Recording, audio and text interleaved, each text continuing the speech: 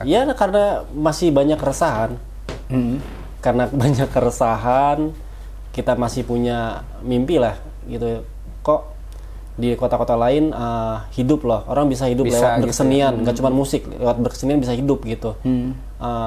Kok di Padang masih beberapa segelintir orang aja yang bisa menikmati dari berkesenian ini. Kepalanya seperti bersekali. Assalamualaikum warahmatullahi wabarakatuh. Halo teman-teman, balik lagi di program Ceritain Cerita Sisi Lain bersama saya Boy Chandra. Di episode kali ini saya akan ngobrol sama salah satu orang paling penting dalam dunia permusikan di Padang, Sumatera Barat. Wush. Beliau adalah Bang Cimay Ardana. Sehat Bang? Alhamdulillah, sehat. Terima kasih udah diundang ke podcast ini. Ya, terima kasih Bang sudah numpang di sini. Jadi teman-teman, kami lagi di studio 3AM, salah satu ruang kreatif, studio rekaman, Studio band, panggung alternatif, ruang berkumpul musisi-musisi lokal di Padang. Dan terima kasih udah dikasih tempat ya. Tadi kita sebenarnya udah rekam, tapi datanya rusak, jadi kita ulang lagi. Iya. Bang Cim, Ya. sekarang Bang Cim kesibukannya di 3AM aja ya? Atau ada kesibukan lain? Sebagian besar hidup di 3AM sekarang. Wes. Sebagian besar. Ya, Udah jadi punggawa di 3AM lah ya? Ya, kuli suara lah di sini. Kuli suara di sini ya. Bang Cim ini dikenal dengan nama panggung Cimay Ardana. Cimay. Ini nama panggung berarti ya? Ya, nama panggungnya Cimay. Bandnya Ardana. Bandnya Ardana. Jadi teman-teman, dulu itu sekitar tahun 2008 atau 2009 gitu ya. Saya pernah datang ke salah satu studio di Katip, Jalan Katip Sulaiman. Itu studio Ardana. Nah, dulu Bang Cim ini kabarnya di sana, tapi dulu kita belum ketemu ya. Belum ketemu dan belum kenal. Belum kenal. Ya. Kita kenalnya beberapa tahun belakangan di 3AM. Ya. Nah, Bang Cim ini sebenarnya siapa sih sebenarnya? Maksudnya pengen dikenal sebagai apa sih? Aduh. Bingung juga nih tanya apa. Karena gini, Bang Cim ini ngerjain semua hal kan ya. Mulai dari produser musik, project untuk videonya juga, bikin lagu juga, Iya. main band juga gitu. Ya kalau bahasa kerennya ya produser musik ya. Cuman bahasa orang sininya orang ngelihat ini cuman kuli suara ini.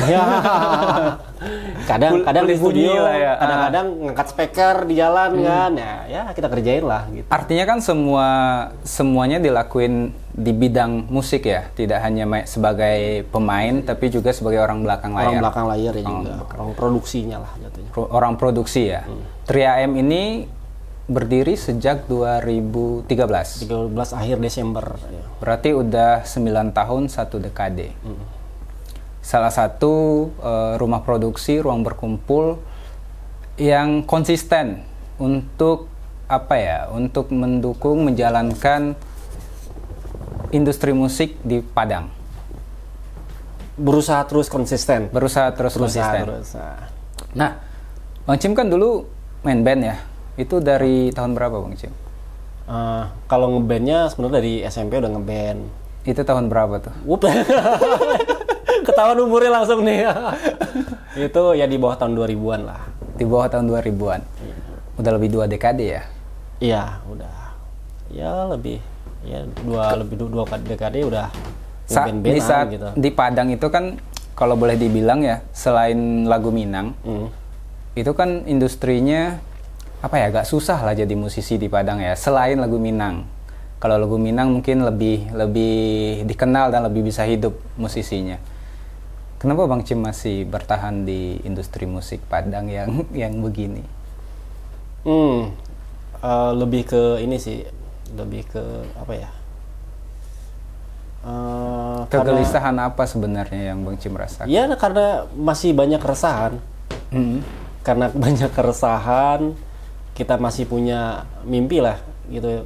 Kok di kota-kota lain hidup loh, orang bisa hidup lewat berkesenian, nggak cuma musik, lewat berkesenian bisa hidup gitu.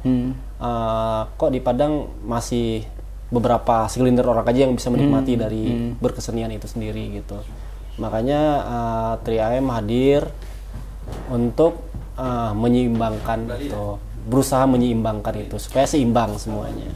Tapi kan itu jadi sangat berat nggak sih, maksudnya? Ya untuk pasti banyak lah teman-teman Bang Cim yang udah ya udahlah menyerah lah gitu ya. Mending jadi jualan atau gitu, pegawai atau ikut tes CPNS gitu. Nah kebetulan emang ide awalnya 3AM ini berdiri emang selain kita punya ruang produksi sendiri, punya ruang kreatif sendiri, targetnya kita buka lapangan pekerjaan di sini. Oke. Jadi 3AM sendiri nggak cuma sebagai fasilitator untuk teman-teman komunitas, kita juga jadi vendor untuk beberapa produksian di luar kerja-kerja non-profit.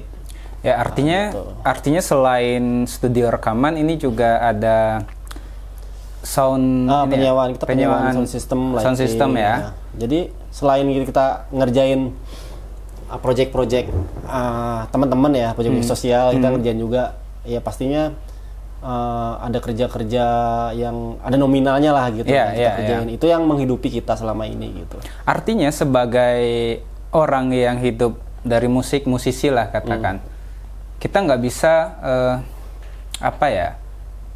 cuman bikin musik yang kita suka. Harus paham industri, harus mau kerja seimbang itu, mana bagian yang project individu tadi, mana yang bagian project yang emang untuk mutarin mesin gitu. Iya. Dan mungkin itu salah satu yang menyebabkan banyak orang akhirnya menyerah karena emang nggak bisa menyeimbangkan diri di situ ya. Nah di Padang sendiri Bang Cim, kalau industri Minang, lagu Minang itu udah besar banget ya. Maksudnya dibanding musisi-musisi pop di Padang lah ya, gitu. Kalau pembacaan 5 tahun ke belakang, teman-teman produser lagu Minang, pencipta lagu Minang udah mulai melek secara digital.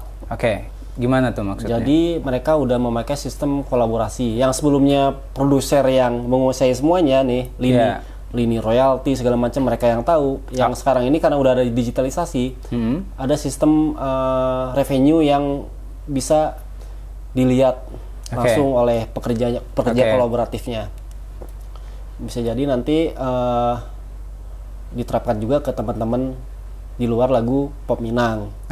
Artinya teman-teman di lagu Minang itu mereka sudah mengelola itu dengan tersistem. Iya. Kolaborasi mereka tuh udah tersistem dan udah transparan lah ibaratnya. Ini lagu produksinya sekian, yang kerja ini, hasilnya segini, pembagiannya begini. Jadi dalamnya tuh ya seminimalnya ada, ya mungkin kalau produser nggak ada, minimal pencipta musik, pencipta lagu maksudnya. Pencipta lagu, arranger, penyanyinya, tim audiovisual, habis itu admin untuk sosial media. Minimal 5 itu di luar yang produser ya, syukur-syukur ada produser gitu kan. Jadi emang yang sudah kita ada tim dari 3AM juga yang bantu sebagai admin di situ. Emang dari 0 sampai sekarang boleh sebut nominal? Boleh. Ada salah satu pencipta lagu Minang yang dia lagunya lumayan hit sih sebenarnya.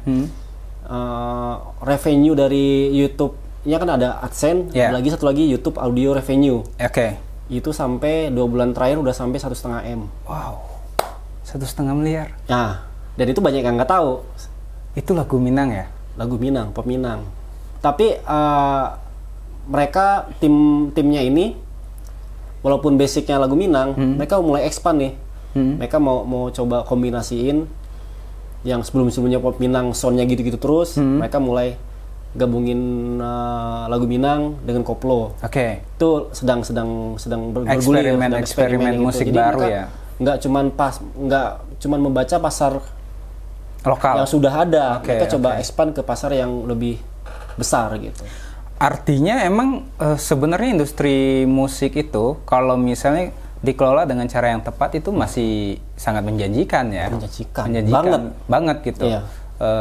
Musik Minang aja yang dalam kapasitas lokal, artinya kan penikmatnya juga segmented sebenarnya gitu, orang-orang Minang atau perantauan gitu ya. Atau misalnya adalah orang-orang yang emang senang sama musik Minang gitu. Nggak sebesar peluang musik pop, ya kan? Nah, tapi di Padang sendiri, di Sumatera Barat sendiri, 1 dekade terakhir kayaknya, ini kalau saya salah tolong dilurusin. Okay. Nggak ada tuh musisi pop kita yang yang diterima di panggung nasional lah, didengar umum orang Indonesia lah gitu.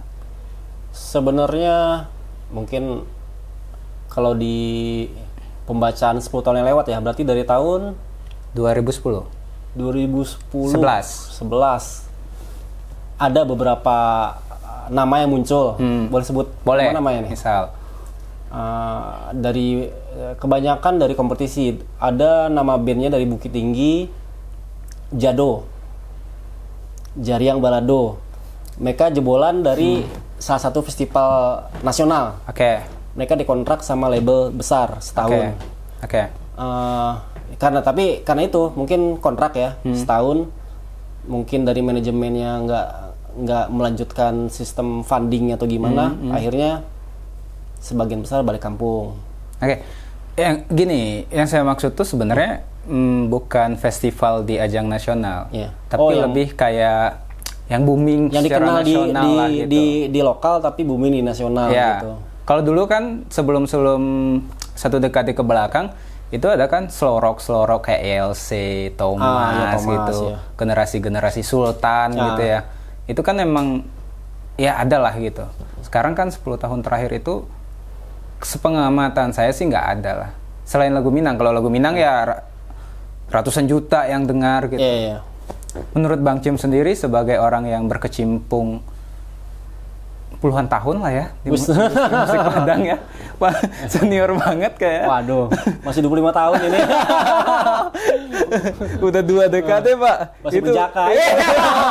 Itu udah legend itu. Waduh. Apa kira-kira ya yang bikin musisi kita tuh stuck di level itu aja? Ada banyak elemen yang hilang dalam kolaborasi yang sudah terjadi mungkin. Iya. Ya mungkin yang sudah mungkin beberapa kolaborasi yang sudah terjadi atau produksian kolaborasi yang sudah terjadi mentok di sistem promosinya. Mentok di manajemen timing untuk produksi, akhirnya mangkrak. Atau mentok di komunikasi antara si talent dan rumah-rumah produksi yang sudah ada gitu. Jadi akhirnya yang seharusnya produksi ini bisa lancar, akhirnya karena malu-malu atau gimana kehambat. Apakah itu sebenarnya karena emang musisi lokal kita itu kurang pengetahuan atau kurang edukasi soal manajerial ini tadi? Sebenarnya kalau edukasi atau pengetahuan udah banyak kok sekarang, workshopnya yang online, dan nggak bisa dijadiin alasan seharusnya ya. Kurang progresif mental, berarti mentalnya untuk maju gitu. Kebanyakan kan teman-teman misalnya yang ngeband ya khususnya gitu kan ya, sebatas sampai tamat sekolah atau tamat kuliah. Itu dilema band-band Padang. Waktu jadi mahasiswa bikin band gitu ya, pas tamat ya udahlah. Cuman beberapa yang bertahan gitu, udah sampai kerja, beranak berbini, yang masih stay. Ada beberapa yang bertahan gitu. Iya, ada, tapi kan itu saya ngelihat sih jatuhnya itu sebagai hobi aja lagi gitu ya, bukan emang ada fasilitas. Ada fasilitas dan ada waktu dan jalan gitu ya.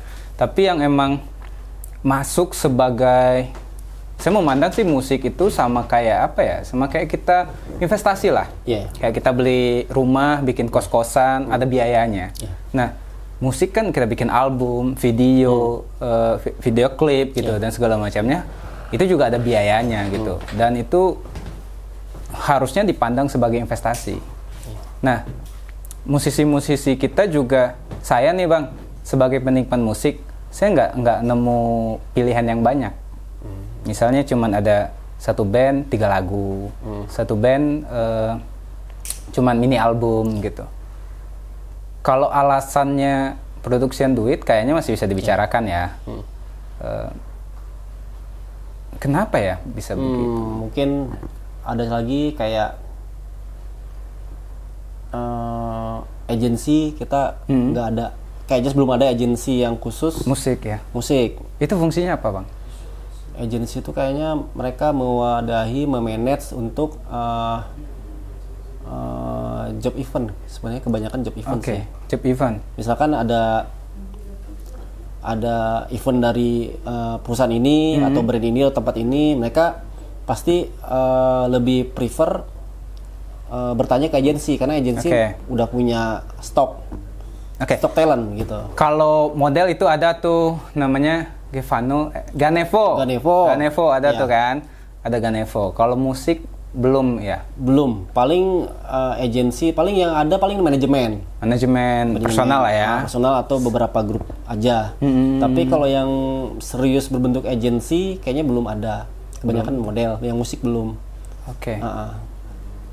Gitu. Itu memang nggak ada karena memang potensinya nggak besar atau gimana sih?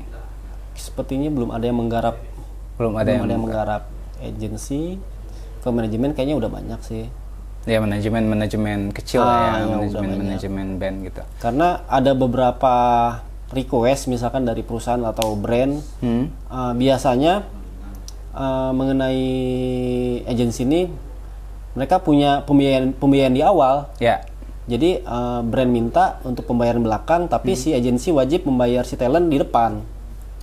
Itu fungsi agensi yang saya tahu, yang agensi besar. Sebenarnya gitu. Kalau untuk influencer juga kayak gitu sih gitu ya. Agensi ini penghubung antara brand dengan talent. Ya. Dan mereka yang mengatur programnya. Nah, talent yang menjalankan, nanti brandnya dapat ini gitu. Tapi bisa nggak sih karena ini, misalnya saya nih sebagai brand, saya pengen pakai nih band lokal Padang gitu. Tapi kalau saya lihat mereka nggak punya album. Atau boleh dibilang lagunya cuma 2-3 gitu ya, dan nggak terlalu wah juga, nggak terkenal juga lagunya gitu. Terus mereka nggak punya masa. Sebagai brand dong saya butuh ini dong, exposure dong gitu. Bisa karena itu nggak? Yang emang salah satu faktornya emang engagement dari sosial media kurang teman-teman sini. Beberapa yang bagus, mungkin terakhir yang lumayan sering bergeliat ya, perform di sana sini, tetap eksis, tetap produksi album tuh. Contoh ada Rockis Taman Bunga. Ya, di Padang Panjang ya. Panjang, itu bukan Kota Padang, Padang Panjang. Ya mereka cukup aktif gitu. Iya. Dan mereka sepertinya beradaptasi dengan kondisi yang sudah ada. Misalnya dalam masa COVID, tapi mereka tetap launching. Produksi, launching, walaupun di masa COVID, tetap buat merchandise. Nah, itu kan berarti kan progresif, mereka cukup progresif. Nah, itu di talent-talent lain yang mungkin belum seprogresif mereka. Di 3AM sendiri kan pandemi udah 2 tahun, Bang ya? Iya. Gimana tuh dinamika band-band Padang? Apakah mereka itu nggak produksi sama sekali atau justru memanfaatkan momen pandemi untuk seharusnya momen pandemi ini mereka banyak waktu sebenarnya. Ya bisa bikin album harusnya ya. Seharusnya. Ya mungkin tadi dibahas di awal tuh mengenai komunikasi mungkin. Mental lagi. Sebenarnya dari 3AM sendiri udah berkali-kali atau sering sounding ke teman-teman yang pegiat seni lah khususnya. Silakan datang ke 3AM, silakan berkolaborasi. Apa yang bisa kita bantu kita bantu. Jangan berbicara uang dulu. Iya, Artinya memang yang paling penting itu silaturahmi dulu. Iya, silakan. Kenalan dulu. Nanti akan adalah project-project ini ya. Tapi tentu itu memang apa ya? Memang harus menyediakan waktu, harus mau ngobrol gitu ya. Kalau boleh sih, maksudnya langsung ngomongin uang, tapi ya dengan cara yang profesional berartinya gitu ya. Nah, sekarang kan 3AM ini jadi rumah produksi yang bisa produksi semuanya, Bang. Dari audio, visual sampai launchingnya programnya bisa gitu ya. Artinya kalau misalnya ada musisi yang ngerasa berbakat atau punya talenta, bisa langsung produksi di 3AM full gitu ya, ambil paketnya gitu. Bisa ambil paketnya. Malah ada beberapa teman-teman yang produksi album terakhir ya. karena mereka intens kesini gitu, malah kita ajarin gitu. Ini cara produksi, cara ngerekamnya, cara mengoperatorinya, cara mentuningnya kita ajarin. Akhirnya mereka sendiri yang ngerjain. Sesudah mau finishing baru dari pihak di 3M yang mixing gitu ya. Udah mulai kayak gitu. Jadi mereka diedukasi supaya se-fleksibel itu sebenarnya di 3M dan budgetingnya pun fleksibel ya, bisa disesuaikan lah ya.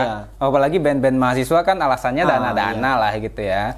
Tapi di 3M sebenarnya bisa dikomunikasikan. Karena se-fleksibel itu dan mereka pun tetap timeline tetap jaga. Iya dong. Dengan konsep seperti itu mereka lebih produktif dan mereka lebih bisa explore. So kadang kan kalau yang mereka serius kan kadang mencari sound, cari tuning yang mereka inginkan kadang lama. Itu kita kalau kita batasi cuman per jam, per shift, mereka nggak maksimal.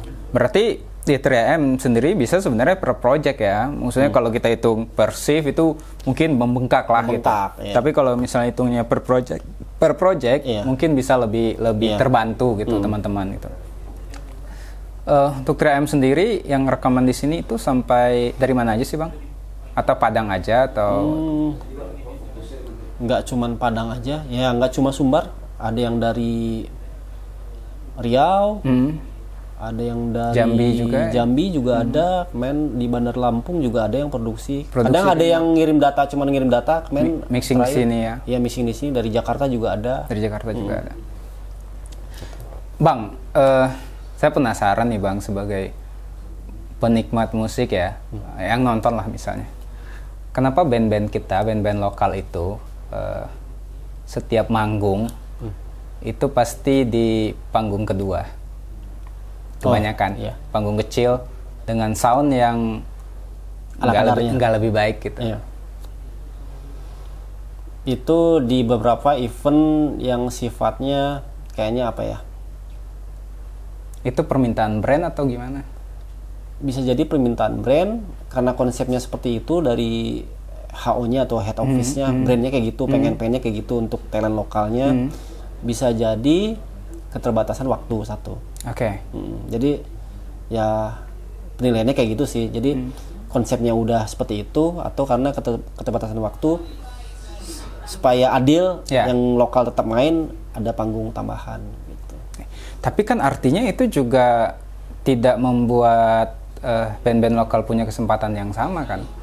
Tergantung ajang ya. Kadang ada ajangnya, beberapa ajang di state lokal itu otomatis terjadi penseleksian atau pengkurasian.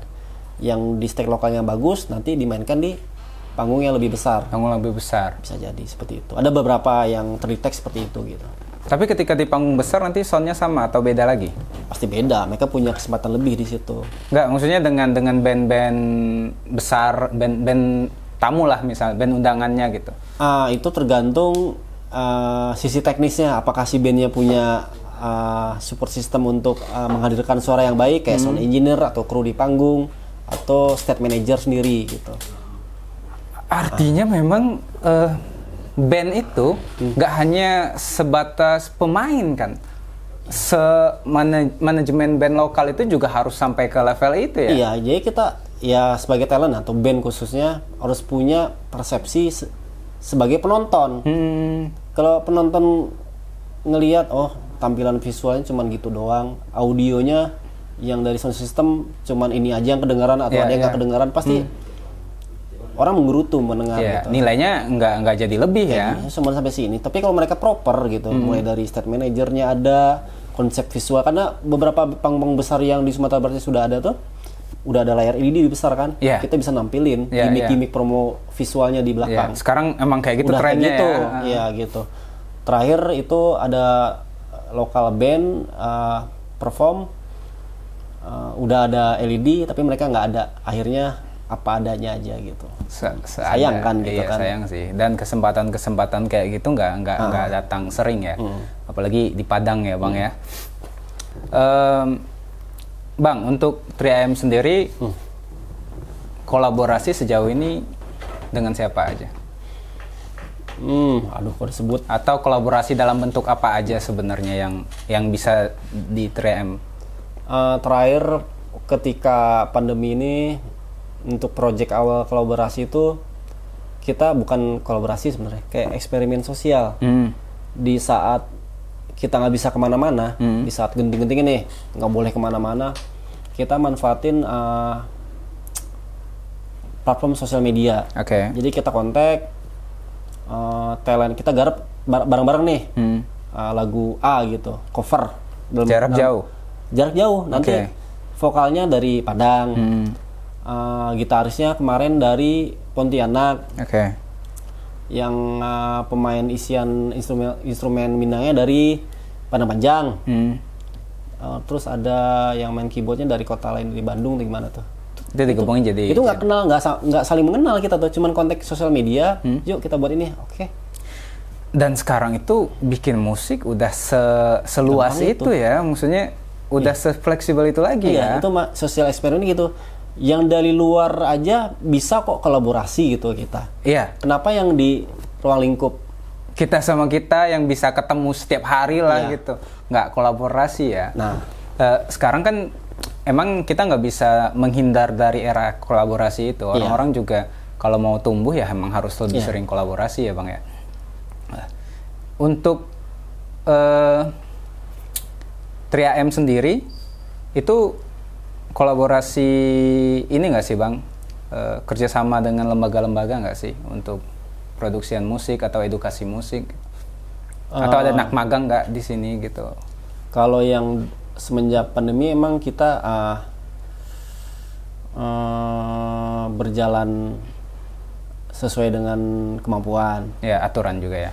Dengan aturan juga. Jadi kita menyesuaikan, kayak misalnya kita buat acara di luar, di halaman belakang, kita harus belajar live streaming. Artinya kita berdayakan lah alat apa yang ada. Terpaksa harus belajar ini itu, ya menyesuaikan lah. Habis itu kolaborasi yang sudah tuh pas itu tadi kayak orkestra bunga tadi, itu kita mereka launching. Sistemnya kolaborasi dengan 3AM, itu kita buat showcase-nya live streaming. Orang yang menonton live langsung ke lokasi di sini itu wajib beli merchandise. Jadi sistemnya udah kayak gitu kolaborasi. Jadi mereka emang bunyinya bukan tiket, tapi untuk mengapresiasi kawan-kawan ini untuk launching, mereka yang mau duduk kita sediain meja limited seat, itu beli merchandise baru bisa gitu. Itu penting banget sebenarnya ya. Karena musisi itu kan hidup dari produk musik dan turunan musik. Salah satunya ya merchandise. Iya betul. Apalagi kalau selama pandemi kita nggak ada panggung lah gitu ya. Artinya kan cuman ya kalau ada royalti musik atau merchandise musik. Nah, konser misalnya seidealnya emang harus ada tiket. Gimana pandangan Abang tentang penikmat musik yang masih kok babaye lo gitu?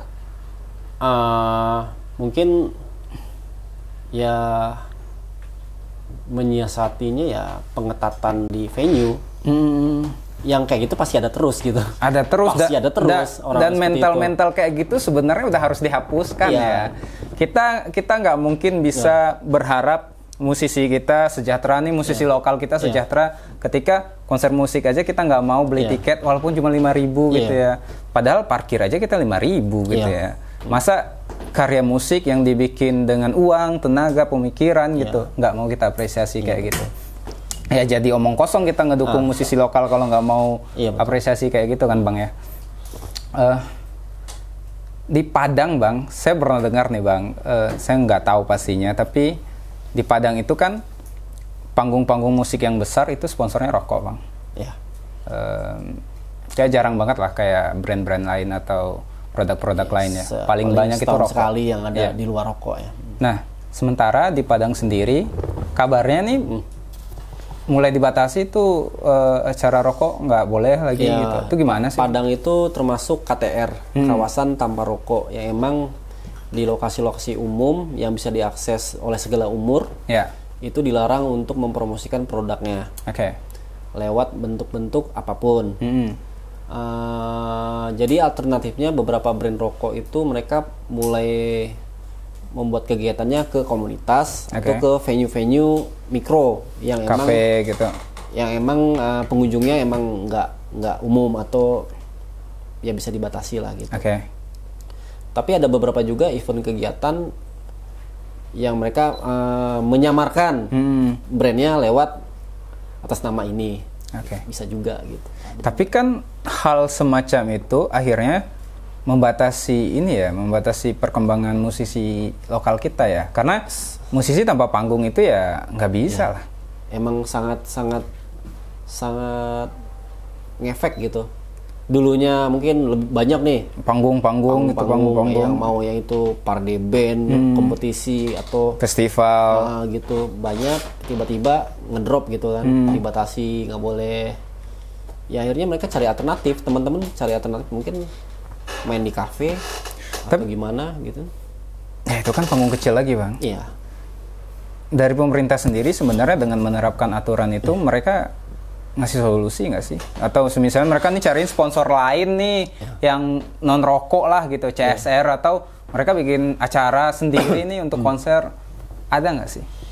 Sejauh ini mungkin pendekatan teman-teman komunitas musik seni ke Pemko atau Pemda kayaknya belum cair. Jadi masih mungkin dari Pemko atau Pemda mungkin lebih memilih mereka mensupport kegiatan yang berbau kearifan lokal. Oke. Ya. Atau si pengelolanya mungkin terbiasa mengelola kegiatan yang itu aja. Ditambah lagi kita di sini Dewan Keseniannya tidak aktif, tidak ada sih kayaknya. Tidak aktif dan tidak ada. Di Kota Padang khususnya. Iya, Kota Padang khususnya. Dan tidak ada asosiasi musik atau seni yang punya posisi tawar yang bagus dan nggak fokus ke situ. Ya. Jadi akhirnya ada suara-suara teman-teman yang pengen progresif lah supaya seni atau musik di Kota Padang bagus, akhirnya tenggelam karena akses untuk kolaborasi dengan pemerintah minim, nggak cair gitu. Sebenarnya kan ini ya, kita tuh nggak masalah lah kalau ini dilarang, tapi harus ada solusi gitu. Kalau misalnya nggak tahu, ngobrol lah ya, kan ada banyak tuh penggerak-penggerak musik yang bisa diajak ngobrol ya Bang ya. Karena kalau ngelarang buta gitu aja itu malah membunuh potensi generasi baru kita gitu ya. Untuk ini Bang, untuk sebenarnya kan musik di Sumatera Barat ini selain pemerintah, pihak-pihak berkepentingan lainnya kan ada lembaga pendidikan gitu ya, kayak kampus gitu, ada jurusan seni musik, ada banyak lah di Sumatera Barat. Gimana peran mereka sebenarnya? Nah itu mungkin ada beberapa elemen penting yang di kampus yang tidak diajarkan ke mahasiswanya. Kemungkinan ya. Mungkin teman-teman dari kampus seni cuma diajarkan teori gimana jadi player yang baik, pemain aja, canggih gitu lah gitu ya. Sementara sekarang eranya industri karena habis tamat kuliah sebenarnya sebagai seniman atau musisi khususnya yang nggak harus sebagai player sebenarnya, bisa jadi mereka mengelola manajemen event musik, bisa jadi produser, pencipta, komposer, nggak harus jadi player terus gitu. Artinya ilmu yang harusnya mereka miliki itu nggak sekedar ilmu skill yang bagus, tapi juga manajerial, personal branding, bagaimana cara menjual sebuah karya gitu. Dan itu sejauh ini yang abang amati itu kurang. Dan kebanyakan tamat kuliah mereka pengennya hijrah ke Jakarta, ke Jawa. Dan nggak jadi musisi full time juga. Iya kan. Saya punya teman-teman nih Bang, beberapa kan selama di Padang aktif lah, ya mau nggak mau kayak gitu kan. Tapi sebenarnya 3AM sendiri terbuka untuk peluang kerjasama kayak gitu dengan lembaga kampus. Sejauh ini, katakanlah untuk dosen terbang atau dosen tamu. Kalau gitu. Sebagai dosen tamu kayaknya dulu pernah tawaran, cuman nggak berlanjut. Tapi terakhir 2019 sebelum pandemi kita kebetulan dipercaya 3AM sebagai tempat praktek industri buat SMK 7 musik. Malah SMA, sekolah yang udah punya program yang peduli supaya siswa-siswanya tamat sekolah udah kenal dengan industri yang sebenarnya. Jadi mereka di sini 2 bulan sampai 3 bulan kita ajarin gimana sih selain di sekolah kan udah diajar nih teori musik, kalau di sini kita lebih ke praktek. Lebih ke industrinya ya. Industrinya gimana sih mengemas komposisi musik yang baik supaya bisa dicerna dan dijual, gimana cara buat konten untuk promosi karyanya, Gimana mengelola media sosial dan segala gimana macamnya mengelola media ya. sosial, gimana cara Legal. pitching ke tempat kafe-kafe supaya diterima bandnya gitu, kayak gitu. Termasuk cara nawarin diri segala Iya, macam. gitu. Nah, bahkan sebenarnya untuk mahasiswa musik pun juga belum tentu bisa ya. Iya, setahu saya ada beberapa kampus seni di Sumatera Barat itu mereka nggak ada magang atau nggak ada praktek industri. Oke. Yang ada cuman KKN. Ya. Main musik di kampung-kampung. Iya, sebenarnya itu kan nggak industri akhirnya ya, gitu. Akhirnya ya pemberdayaan seni di daerah doang gitu Iya, kan. iya. Ya tetap harus ada. Itu tetap harus ada dan bagus. Nah. Tapi ketika Ke dunia nyata, dunia nyata yang emang kita butuh makan, Iya. musisi nggak bisa makan angin kan, dan artinya mereka emang harus melek Iya. harus melek lapangan, harus melek lahan untuk bertarung gitu ya. Iya. Dan sebenarnya di Padang itu kita cukup ya, ada banyak lah pegiat yang emang aktif, akademisi. Cuma mungkin kolaborasi itu yang belum. Yang belum ya. Dan semoga ke depan lebih banyak Bang ya. Bang, di Padang ini kan gara-gara efek brand tadi tidak boleh, rokok tadi tidak boleh. Untungnya ada banyak fenomena kedai kopi. Iya betul. Kopi shop. Kopi shop ini bikin live musik setiap minggu lah gitu. Malah ada yang setiap hari. Iya. Ini fenomena ini bikin apa ya, hubungan yang saling membutuhkan. Iya. Musisi butuh panggung, kopi shop butuh penarik pengunjung datang ke sana melalui media musik. Nah, fenomena ini sendiri menurut Abang gimana sih? Apakah ini sebenarnya sudah maksimal atau ini justru sebenarnya masih menguntungkan pengusaha kopinya doang? Secara bisnis itu pastinya menguntungkan coffee shop karena beberapa kita komunikasi ke teman-teman yang punya kedai kopi, mereka bilang pengunjung kalau nggak ada live musik mereka nggak mau duduk.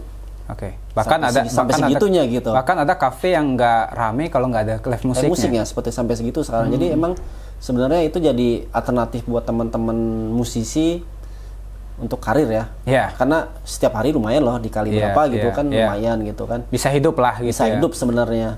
Cuman perlu kita jaga juga supaya karya teman-teman bisa bergulir karena kedai-kedai kopi ini cuman kebanyakan karena mereka cuman berdasarkan playlist. Oke. Playlist lagu yang itu emang populer. Emang kemauan pihak kedai kopinya atau emang gimana? Ini maksudnya nggak ada lagu asli dari penyanyinya ya? Atau gimana sih? Yang si band yang tampil tuh gimana gitu. Karya orisinil maksudnya. Berarti dia nggak bawain karya dia, cuman cover doang. Cover kebanyakan ya. Cuman ada 1-2 mungkin kesempatan di beberapa coffee shop yang menampilkan karya orisinil dari si talent. Itu pun ya nggak continue gitu. Sekarang kan karena emang panggung musik itu terbatas, coffee shop itu jadi boleh dibilang sih salah satu kanal besar untuk menyalurkan karya-karya. Karya-karya. Sejauh ini coffee shop ini ada ini nggak sih? Mereka kan banyak nih ya, pasti ada asosiasi coffee shop, pengusaha kedai kopi Sumatera Barat atau Padang lah gitu. Ada kerjasama nggak sama 3AM untuk bikin album musisi-musisi lokal gitu yang karya-karya asli gitu? Nah, itu tuh. Itu sebenarnya kalau emang kolaborasi ini terjadi bakal unik. Tapi sejauh ini beberapa kedai kopi yang kerjasama dengan 3AM cuman sebatas pemakaian properti aja, properti untuk acara mereka. Tapi kalau bisa ke depannya lebih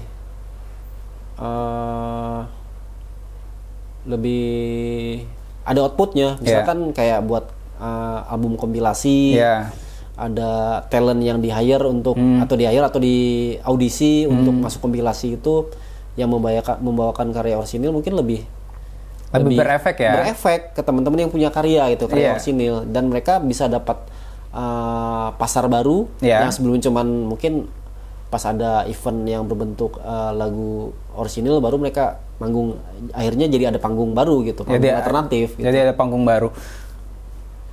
Ini Kopi Shop karena mau nggak mau mereka terlibat dalam industri musik Sumatera Barat ya, industri musik Padang, musisi Padang lah gitu. Kalau ada 10 Kopi Shop aja bawa satu-satu artis mereka, itu udah ada 10 karya baru dari musisi-musisi lokal kita yang sebenarnya itu bisa memberi exposure terhadap Kopi Shopnya sendiri. Ya kan? Nah, dari satu artis misalnya satu Kopi Shop kan bisa dibikin tour ini juga antar Kopi Shop gitu kan. Jadi artisnya juga bisa berubah-berubah gitu. Program itu sih seharusnya bisa terjadi ya. Kalau Kopi Shopnya kompak. Ide dari kalau Kopi Shopnya kompak, itu harusnya juga bisa bikin project yang menguntungkan untuk Kopi Shopnya, menguntungkan untuk iklimnya gitu. Jadi musisi kita itu nggak cuma diperas untuk meramaikan Kopi Shop, tapi karir mereka juga dipikirin gitu ya. Betul. Karena musisi kalau udah jadi musisi itu susah ntar kerja lain. Ya kalau udah sibuk dengan bergulir dengan ya cuma sekedar cover tapi mereka, walaupun cover tapi mereka nggak ngerti sistem gimana memonetize karyanya, karya covernya. Sebenarnya karya cover juga bisa dimonetize. Ya cuma sekedar ya perform gitu-gitu aja ya, akhirnya mereka habis umurnya gitu-gitu doang gitu. Sayang gitu. Iya. Dan di Padang itu ada media, Bang, namanya Padang On Stage ya. Padang On Stage, Padang Live Music. Padang Live Music. Iya. Padang On Stage udah nggak ada lagi ya. Ya masih vakum kayak. Masih vakum gitu ya. Padang Live Music ini menurut saya itu cukup berpengaruh ya untuk musisi-musisi Padang. Itu ada kerja sama 3M juga nggak? Sejauh ini mereka lebih banyak tur di kafe-kafe untuk memproduksi audiovisualnya untuk live musik di kafe-kafe, konten di kafe-kafe, dan itu diupload di channel mereka sendiri. Cover ya? Cover kebanyakan. Cuman terakhir kita ada kolaborasi dengan Padang Live Music itu di launchingnya The Secret di Debu Minturun baru-baru ini itu. Kita kolaborasi Padang Live Music, 3AM dengan Gigs Padang. Kita buat, kita kroyok rame-rame nih launchingnya The Secret. Kita bantu di lokasi yang mungkin nggak umum untuk acara launching itu di tepi sungai. Jadi teman-teman, ada kemarin itu salah satu band Padang namanya The Secret. Mereka itu bikin launching single di sungai, aliran sungai. Nanti teman-teman bisa tonton lah di YouTube di Padang Live Music. Ya. Jadi itu kolaborasi. Jadi Padang Live Music untuk record audio visualnya, 3M support untuk teknis sound system dan segala macamnya, Gigs Padang untuk medianya. Dan itu kolektif ya? Kolektif, kita nyumbang, ya 3M nyumbang sound, Padang Live Music nyumbang SDM dengan kamera segala macam. Itu sebenarnya juga jadi apa ya? Juga jadi seharusnya juga jadi tanggung jawab untuk musisinya. Ya kalau musisinya nggak produktif, nggak bikin karya konsisten, cuma 1-2 lagu, ya percuma nih teman-teman yang lain ngerjain gitu. Mau Padang Live Musiknya bikin konten, mau 3M-nya bantu audio, visual gitu. Akhirnya kan ya nggak jadi juga gitu. Dan memang yang kita butuhkan memang mental musisinya juga gitu memang ya. Mau berbaur, mau berkomunikasi, mau bertanya, dan mau belajar. Ya. Mau belajar. Bang Cim, terima kasih Bang Cim udah ngobrol. Oke. Semoga nanti kita bisa ngobrol lagi di project-project berikutnya. Siap. Ditunggu juga kolaborasinya dengan kami. Oke, kita buat yang unik ya. Jadi teman-teman musisi di Sumatera Barat atau di Pulau Sumatera yang mau rekaman nanti bisa datang ke studio 3AM. Nanti di Instagramnya ada 3AM. Apa nama Instagramnya Bang? 3AM Studio. 3AM Studio. Gimana prosedurnya? Bisa tanya langsung.